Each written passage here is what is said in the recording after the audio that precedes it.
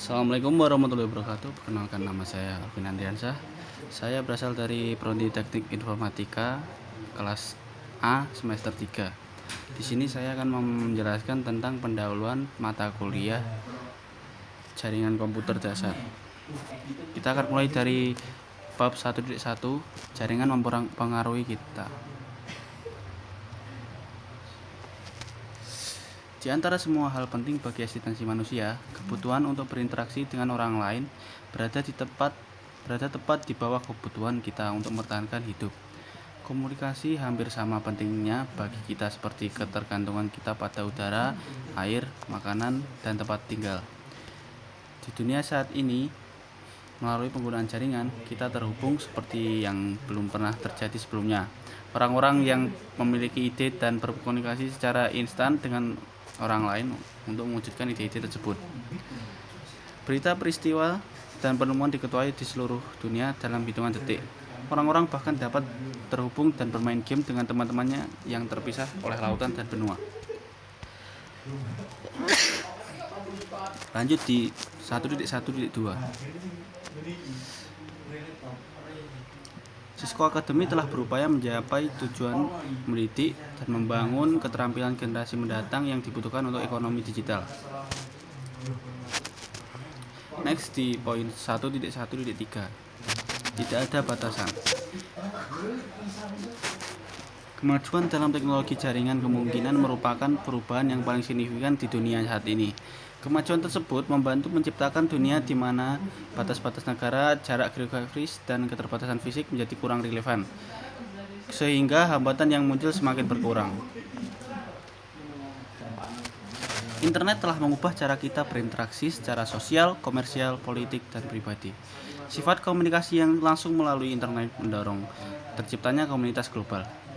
Komunitas global memungkinkan terjadinya interaksi sosial yang tidak bergantung pada lokasi atau zona waktu. Pembentukan komunikasi daring untuk pertukaran ide dan informasi berpotensi meningkatkan peluang produktivitas di seluruh dunia. Pencipta cloud memungkinkan kita menyimpan dokumen dan gambar serta mengaksesnya di mana saja, kapan saja. Jadi, baik saat kita berada di kereta, di taman, atau berdiri di puncak gunung, kita dapat mengakses data dan aplikasi kita dengan mudah di perangkat apapun.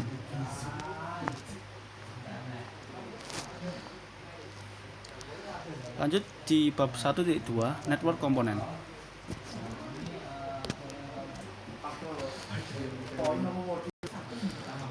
Pada poin 1.2.1.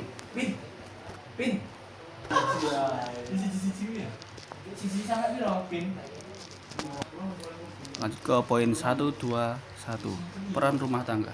Jika Anda ingin menjadi bagian dari komunitas daring global, komputer, tablet, atau ponsel pintar,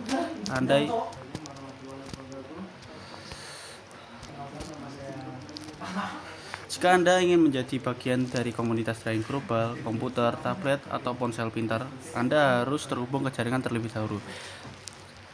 Jaringan tersebut ada gangguan sebentar tadi. Semua komputer yang terhubung ke jaringan dan berpartisipasi langsung dalam komunikasi jaringan diklasifikasikan sebagai host. Host dapat disebut perangkat akhir. Beberapa host juga disebut klien, namun istilah host secara khusus merujuk pada perangkat di jaringan yang diberi nomor untuk tujuan komunikasi. Nomor ini mengidentifikasikan host dalam jaringan tertentu. Nomor ini disebut alamat protokol internet atau IP. Alamat IP mengidentifikasikan host dan jaringan tempat terhubung. Server adalah komputer yang dengan perangkat lunak yang memungkinkan menyediakan informasi seperti email, halaman web ke perangkat lain di jaringan. Setiap layanan memerlukan perangkat lunak server yang terpisah. Misalnya, server memerlukan perangkat lunak server web untuk menyediakan layanan web ke jaringan. Komputer dengan perangkat lunak server dapat menyediakan layanan secara bersamaan ke banyak klien yang berbeda. Seperti yang disebutkan sebelumnya, klien adalah sejenis host. Klien memiliki perangkat lunak untuk meminta dan menampilkan informasi yang diperoleh dari server, seperti yang ditunjukkan pada gambar. Contoh perangkat lunak adalah peramban website seperti Chrome atau Firefox. Satu komputer juga dapat menjalankan beberapa jenis perangkat lunak klien. Misalnya, pengguna dapat memeriksa email dan melihat halaman web sambil mengirim pesan instan dan mendengarkan aliran video. Tabel ini mencantumkan 3 jenis perangkat lunak server yang umum. Karena email. Server email menjalankan perangkat lunak. Server email, klien menggunakan perangkat lunak klien email seperti Microsoft Outlook untuk mengakses email di server. Lalu ada jaringan, server web menjalankan perangkat lunak server web. Klien menggunakan perangkat lunak peramban seperti Windows Internet Explorer untuk mengakses halaman web di server. Kemudian ada mengajukan server file, menyimpan file perusahaan dan pengguna di satu lokasi terpusat. Perangkat klien mengakses file ini dengan perangkat lunak klien seperti file Explorer Windows. Lanjut ke poin 1.2.2, komunikasi antar teman. Perangkat lunak klien dan server biasanya berjalan pada komputer yang terpisah, tetapi satu komputer juga dapat digunakan untuk kedua perangkat tersebut secara bersamaan. Dalam bisnis kecil dan rumah, banyak komputer berfungsi sebagai server dan klien pada jaringan. Jenis jaringan ini disebut jaringan peer-to-peer. Pada gambar PC berbagi cetak memiliki koneksi Universal Serial Bus USB ke printer dan koneksi jaringan. Menggunakan kartu antarmuka jaringan NIC ke PC berbagi jaringan. Keuntungan jaringan peer-to-peer. Yang pertama, mudah untuk diatur, lalu kurang rumit. Kemudian biaya lebih rendah karena perangkat jaringan dan server khusus mungkin tidak diperlukan. Lalu dapat digunakan untuk tugas-tugas sederhana seperti mentransfer file dan berbagi printer. Lalu ada kekurangan jaringan peer-to-peer. Yang pertama, tidak ada administrasi terpusat, lalu tidak aman dan tidak dapat diskalakan. Dan yang terakhir, semua perangkat dapat bertindak sebagai klien dan server yang dapat memperlambat klien kerja. Lalu ada poin 1.2.3, yaitu perangkat akhir. Perangkat akhir jaringan yang dikenal orang adalah perangkat akhir. Untuk membedakan satu perangkat akhir dari yang lain, setiap perangkat akhir pada jaringan memiliki alamat. Saat perangkat akhir memulai komunikasi, ia menggunakan alamat perangkat akhir tujuan untuk menentukan kemana pesan akan dikirim. Perangkat akhir adalah sumber atau tujuan pesan yang dikirim melalui jaringan. Lanjut ke poin 1.2.4, perangkat perantara. Perangkat perantara menghubungkan perangkat akhir individual ke jaringan. Perangkat ini dapat menghubungkan beberapa jaringan individu untuk membentuk jaringan internet. Perangkat perantara ini menyediakan konektivitas dan memastikan bahwa ada data mengalir melalui jaringan. Perangkat perantara menggunakan alamat perangkat akhir tujuan bersama dengan informasi tentang interkoneksi jaringan untuk menentukan jalur yang harus diambil pesan melalui jaringan. Contoh perangkat perantara yang lebih umum dan daftar fungsinya ditunjukkan pada gambar di bawah. Ada router nirkabel, saklar LAN, jalur perrute, saklar multilapis, peralatan firewall. Perangkat jaringan perantara melakukan beberapa atau fungsi berikut, yaitu regenerasi dan kirim ulang sinyal komunikasi, menjaga informasi tentang jalur apa saja yang ada melalui jaringan dan internet network, memberitahu perangkat lain tentang kesalahan atau kegagalan komunikasi, langsung arahkan data ke jalur internet alternatif ketika terjadi kegagalan tautan, lalu mengklasifikasikan dan mengarahkan pesan sesuai dengan prioritas, dan mengizinkan atau menolak aliran data berdasarkan pengaturan keamanan. Catatan, yang tidak ditampilkan adalah hub Ethernet lama. Hub Ethernet juga dikenal sebagai repeater multiport. Repeater menghasilkan dan mengirimkan kembali sinyal komunikasi. Perhatikan bahwa semua perangkat perantara menjalankan fungsi repeater. Lanjut ke poin 1.2.5, media jaringan. Komunikasi ditransmisikan melalui jaringan pada media. Media menyediakan saluran tempat pesan dikirimkan dari sumber tujuan. Jaringan modern terutama menggunakan 3 jenis media untuk menghubungkan perangkat, seperti yang ditunjukkan pada gambar. Kart logam di dalam kabel, data dikodekan menjadi impuls listrik. Lalu ada serat kaca atau plastik dalam kabel serat optik, fiber optik. Lalu ada transmisi nirkabel. 4 kriteria utama untuk memilih media jaringan adalah sebagai berikut. Berapa jarak maksimum media dapat membawa sinyal dengan sukses? Lingkungan seperti apa yang akan untuk memasang media tersebut? Lalu berapa jumlah data ini? Lanjut ada poin 1.2.6, periksa pemahaman Anda komponen jaringan.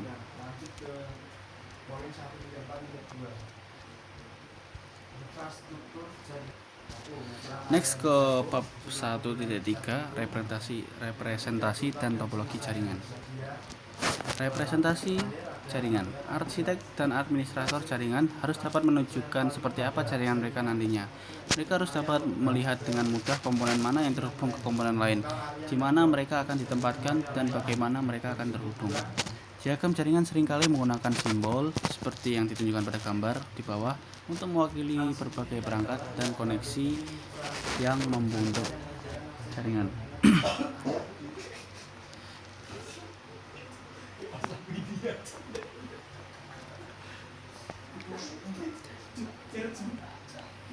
Diagram menyediakan cara mudah untuk memahami bagaimana perangkat terhubung dalam jaringan besar.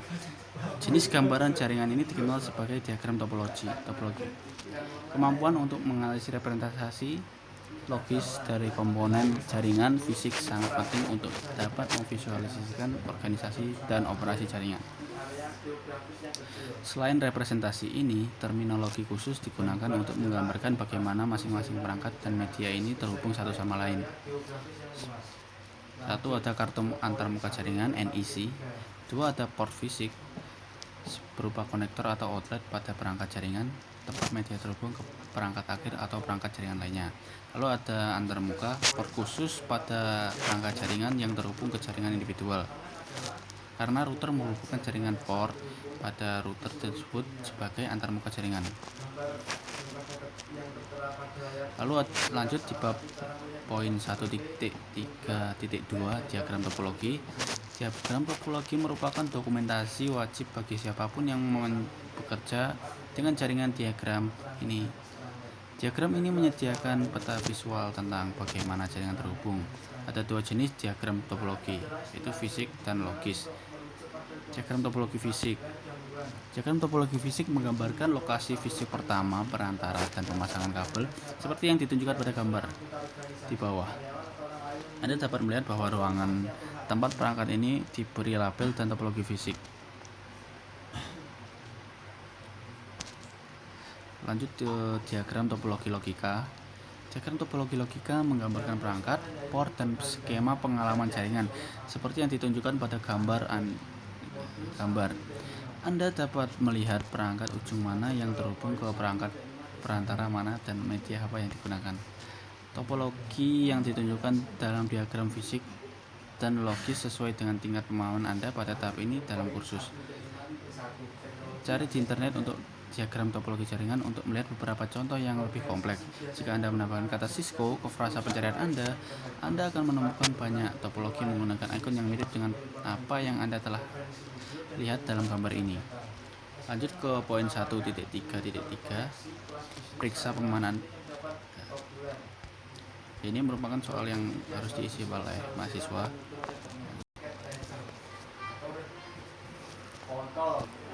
Ya, lanjut ke bab 1.4, jenis jaringan umum. Poin 1.4.1, jaringan berbagai ukuran. Sekarang setelah Anda memahami komponen-komponen yang berbentuk jaringan dan representasi dalam topologi fisik dan logika, Anda siap mempelajari berbagai jenis jaringan. Jaringan hadir dalam berbagai ukuran, mulai dari jaringan sederhana, terdiri dari 2 komputer, hingga jaringan yang menghubungkan jutaan perangkat. Jaringan rumah sederhana memungkinkan Anda berbagi sumber daya, seperti printer, dokumen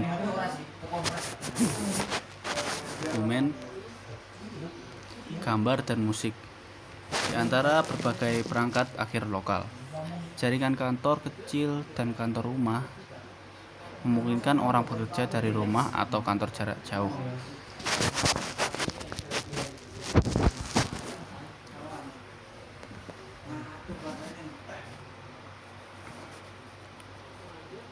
Banyak pekerja mandiri menggunakan jenis dari jaringan ini untuk mengiklankan dan menjual produk, memesan perlengkapan, dan berkomunikasi dengan pelanggan. Bisnis dan organisasi besar menggunakan jaringan untuk menyediakan konsolidasi, penyimpanan, dan akses ke informasi di server jaringan.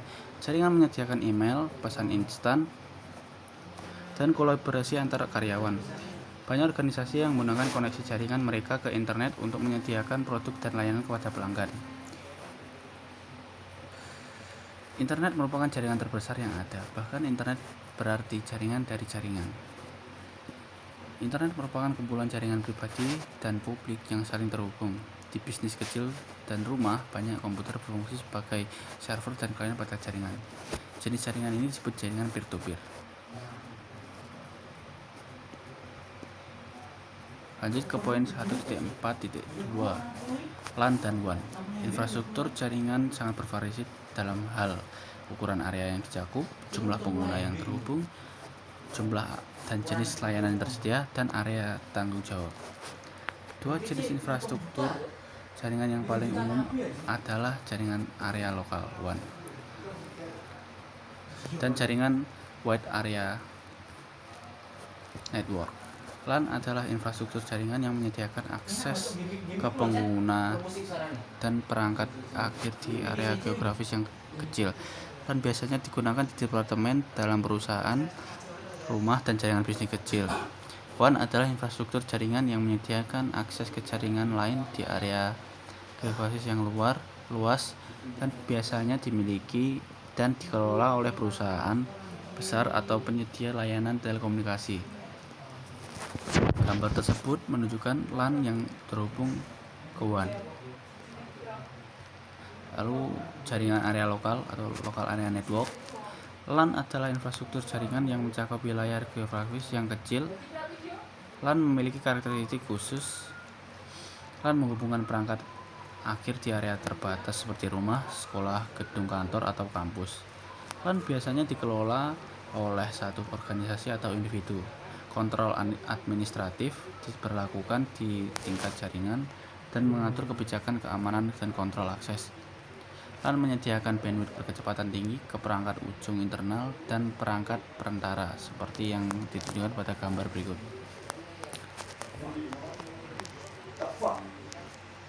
Jaringan WAN. Gambar tersebut menunjukkan WAN yang menghubungkan dua LAN.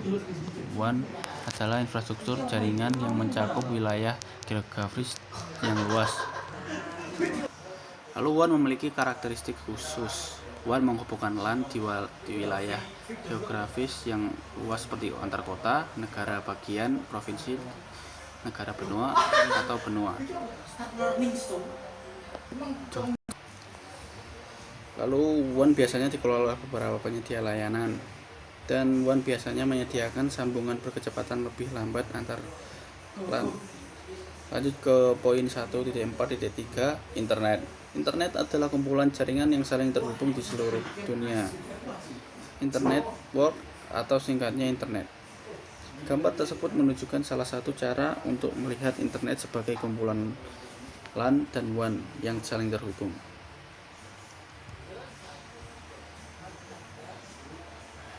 Beberapa contoh LAN tersebut terhubung satu sama lain melalui koneksi WAN. WAN kemudian terhubung satu sama lain. Garis koneksi WAN berwarna merah mewakili semua jenis cara kita menghubungi jaringan. WAN dapat terhubung melalui kabel tembaga, kabel serat optik, dan transmisi nirkabel. Internet tidak dimiliki oleh individu atau kelompok manapun. Memastikan komunikasi yang efektif di seluruh infrastruktur yang beragam ini memerlukan penerapan teknologi dan standar yang konsisten dan diakui secara umum, serta kerjasama dari banyak lembaga administrasi jaringan. Ada organisasi dikembangkan untuk membantu menjaga infrastruktur dan standarisasi protokol dan proses internet.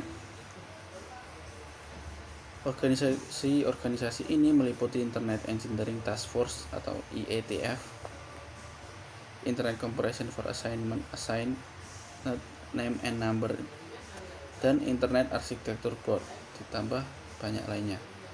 Lalu lanjut ke poin 1.4.4, intranet dan extranet.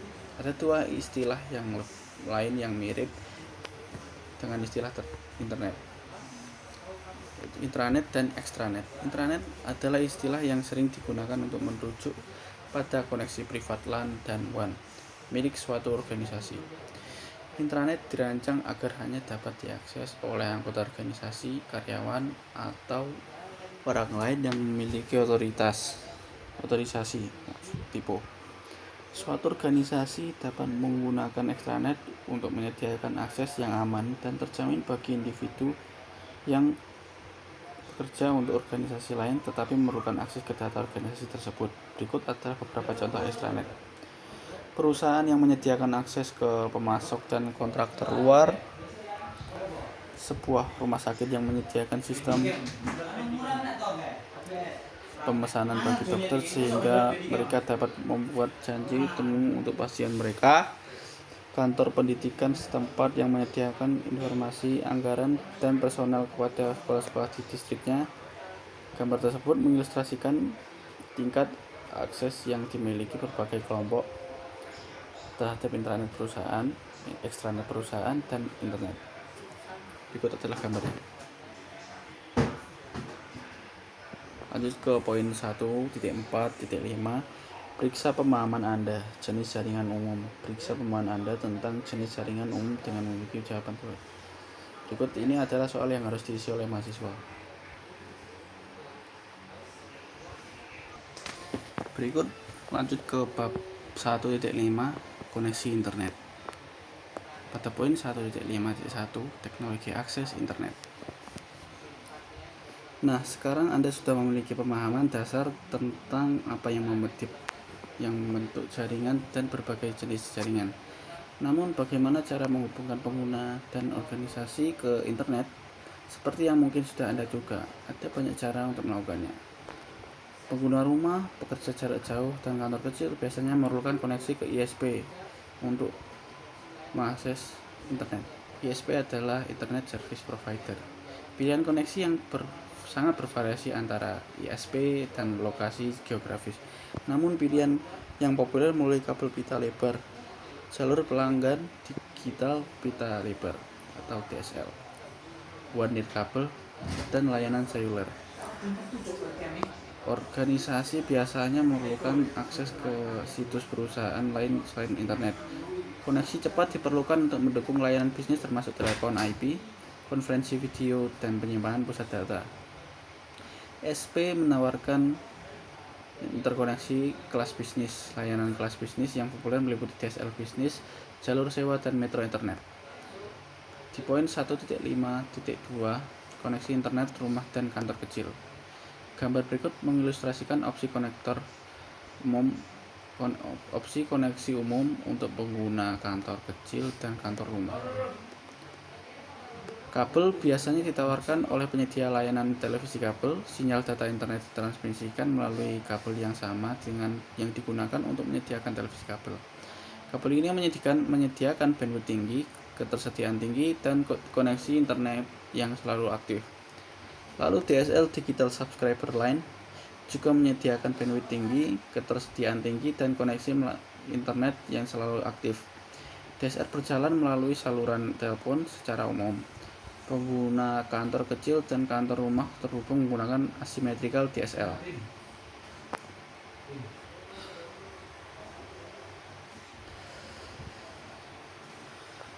Lanjut ada seluler. Akses internet seluler menggunakan jaringan telepon seluler untuk terhubung. Dimanapun Anda bisa mendapatkan sinyal seluler, Anda bisa mendapatkan akses internet seluler. Performa dibatasi oleh kemampuan telepon dan menara seluler tempat telepon tersebut terhubung. Kemudian ada satelit. Ketersediaan akses internet satelit merupakan keuntungan di area yang tidak memiliki konektivitas internet sama sekali. Antena parabola memerlukan garis pandang yang jelas ke satelit. Lalu ada telepon dial-up. Pilihan murah yang menggunakan saluran telepon dan modem apapun. Bandwidth rendah yang disediakan oleh koneksi modem dial-up tidak cukup untuk transfer data besar, meskipun berguna untuk akses seluler saat bepergian. Pilihan koneksi bervariasi tergantung pada lokasi geografis dan ketersediaan layanan. Lanjut ke poin 1.5.3,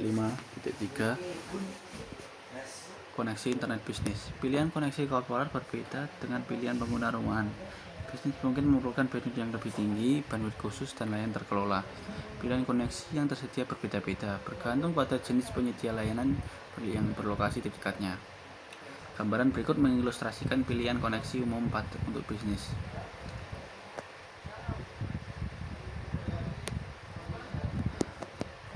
Dedicated list line. List line adalah sirkuit khusus dalam jaringan penyedia layanan yang menghubungkan kantor-kantor yang terpisah secara geografis untuk jaringan suara atau data pribadi. Sirkuit-sirkuit tersebut disewakan dengan tarif bulanan atau tahunan. Lalu Metro Ethernet terkadang dikenal sebagai Ethernet One. Dalam modul ini kita akan menyebutnya Metro Ethernet. Metro Ethernet memperluas teknologi akses LAN ke WAN. Ethernet adalah teknologi LAN yang akan Anda pelajari di modul berikutnya. Lalu ada DSL Business. DSL Business tersedia dalam berbagai format.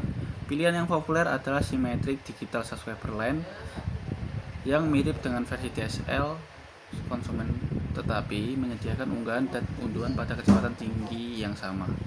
Lalu ada satelit. Layanan satelit dapat menyediakan koneksi ketika solusi kabel tidak tersedia. Lanjut ke poin 1.5.4, jaringan convergent. Jaringan terpisah tradisional. Bayangkan sebuah sekolah yang dibangun 30 tahun lalu. Saat itu beberapa ruang kelas disambungkan dengan kabel untuk jaringan data, jaringan telepon, dan jaringan video untuk televisi. Jaringan-jaringan terpisah ini tidak dapat saling berkomunikasi. Setiap jaringan menggunakan teknologi yang berbeda untuk menyalurkan sinyal komunikasi. Setiap jaringan memiliki seperangkat aturan dan standarnya sendiri-sendiri untuk memastikan keberhasilan komunikasi. Beberapa layanan berjalan di beberapa jaringan.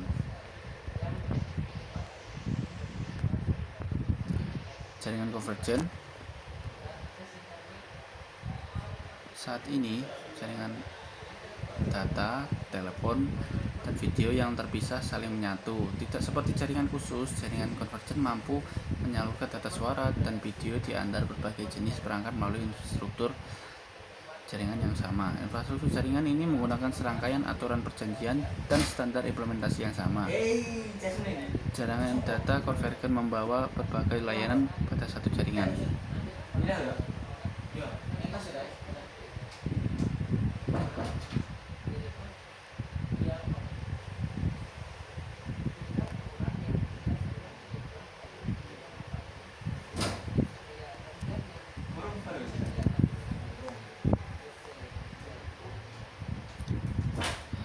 Sekian dari saya. Apabila ada kekurangan seperti pembacaan saya yang salah, gangguan suara lain, dan karena situasi. Sekian dari saya. Wassalamualaikum warahmatullahi wabarakatuh.